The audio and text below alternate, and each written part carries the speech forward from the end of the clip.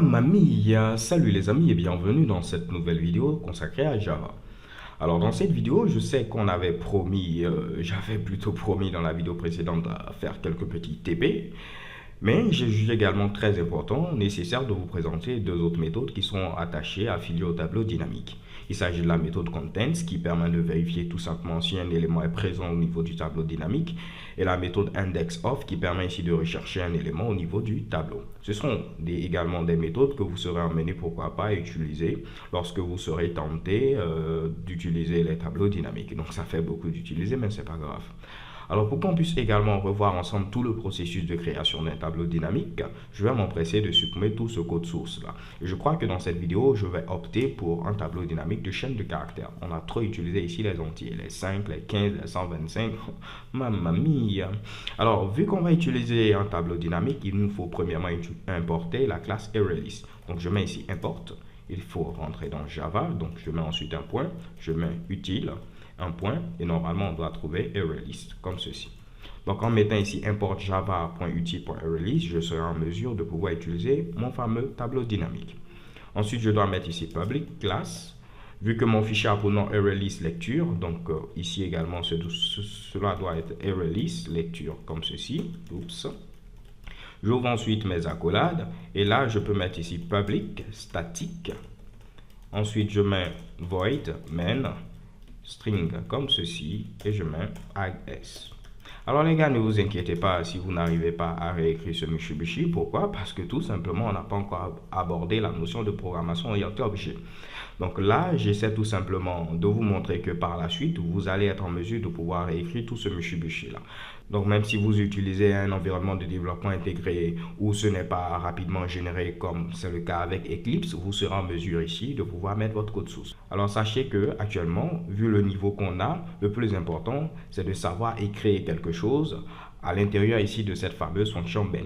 Tout ce qui se passe à l'extérieur, excepté ici ce fameux import là, ne nous intéresse pas.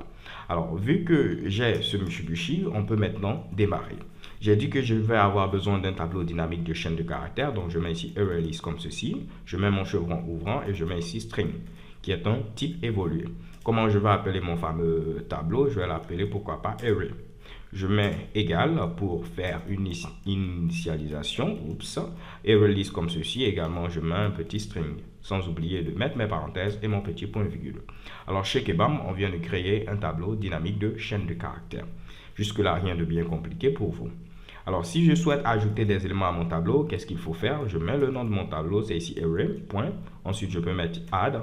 Et vu que c'est un tableau de chaîne de caractères, je dois ajouter les chaînes de caractères. Donc, je vais ajouter, pourquoi pas ici, Momo.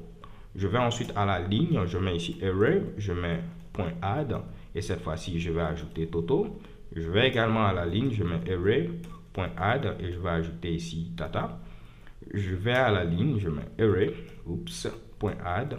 Et je vais ajouter, pourquoi pas ici, par mama, avec un petit point virgule. Donc là, je viens d'ajouter 4 éléments au niveau de mon tableau. Alors, si je souhaite afficher tous les éléments, je peux utiliser la boucle for. Donc, on va le faire, pourquoi pas. Je mets ici for. Donc, je vais dire pour chaque chaîne de caractères, donc pour chaque élément que tu vas trouver au niveau ici de mon tableau. Donc, j'ai appelé ici chaque élément tout simplement item pour dire élément. Il faudra l'afficher. Donc, je mets system.out.println. Oups. Et je dis qu'il faut afficher mon élément. Donc, il faut afficher ici item.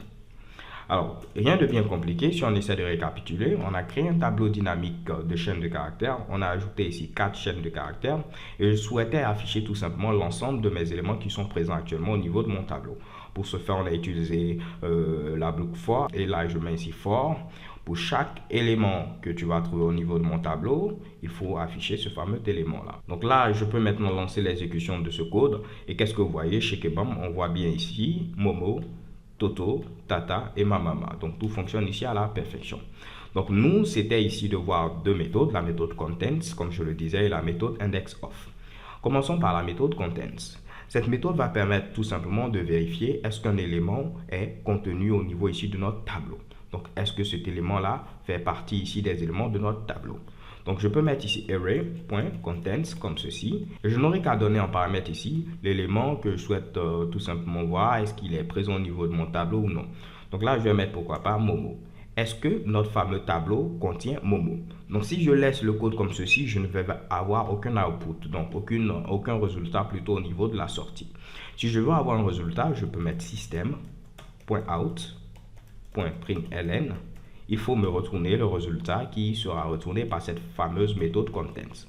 En effet, au niveau de contents, puisqu'on a deux résultats possibles, soit l'élément est présent au niveau du tableau, soit il ne l'est pas. Donc, c'est préférable d'utiliser les booléens, soit true, soit false. Donc, si Momo est contenu au niveau de notre fameux tableau dynamique array, on aura comme résultat true. Si Momo n'est pas contenu, on aura comme résultat false. Donc là, on aura true parce que Momo est bel et bien contenu au niveau du tableau. Je lance l'exécution de ce code et chez Kebam, vous voyez ici true. Par contre, si j'essayais de voir est-ce que le Mitsubishi est présent au niveau ici de notre tableau, j'aurai tout simplement false parce que pour l'instant, il n'y a aucun Mitsubishi. Je lance l'exécution de ce code et vous voyez chez Kebam, j'ai bel et bien ici false. Par contre, si à la ligne suivante, j'essaie de rajouter tout simplement le fameux Mitsubishi, donc là, j'aurai maintenant true puisqu'il fait partie des éléments de notre tableau. Je lance l'exécution et chez Kebam, vous voyez ici, j'ai bel et bien ici true.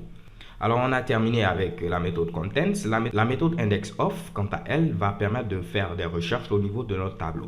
En effet, elle s'utilise de la même manière que la méthode tout simplement contents, sauf que elle va retourner l'indice de la première occurrence qu'elle va trouver au niveau du tableau. Alors, ne vous embrouillez pas avec tous ces thèmes techniques. On va enlever tout simplement et faire un cas pratique. Je vais mettre pourquoi pas ici Momo. Donc, à ce niveau, je demande de rechercher Momo au niveau ici de notre fameux tableau.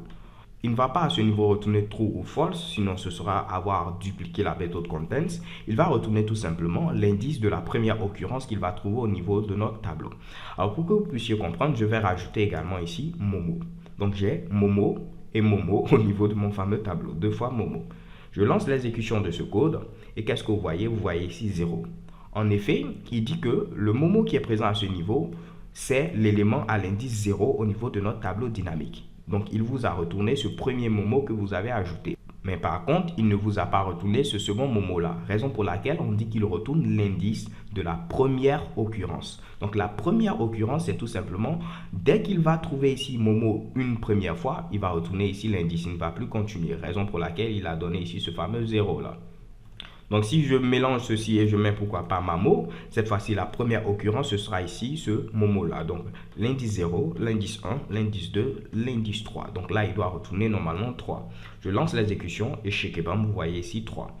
Alors, voyons voir maintenant qu'est-ce qui va se passer si on met un élément qui ne fait pas partie de notre tableau. Donc, rechercher par exemple M. Donc, il va rechercher, est-ce que M est ici? Non, M n'est pas ici, M n'est pas ici, M n'est pas ici et M n'est pas ici.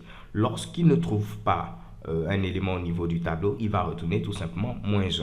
Donc là, on doit avoir -1. Je lance l'exécution de ce code et chez Kebam, vous voyez, on a bel et bien ici -1. Alors les gars, c'est tout pour cette vidéo. On vient de voir la méthode contents qui permet de vérifier est-ce qu'un élément est présent au niveau d'un tableau dynamique et la méthode indexOf qui va permettre de retourner l'indice de la première occurrence qui sera retrouvé au niveau de votre fameux tableau dynamique. Alors les gars, c'est tout. So thank you guys for watching. Don't forget to subscribe and have a nice day.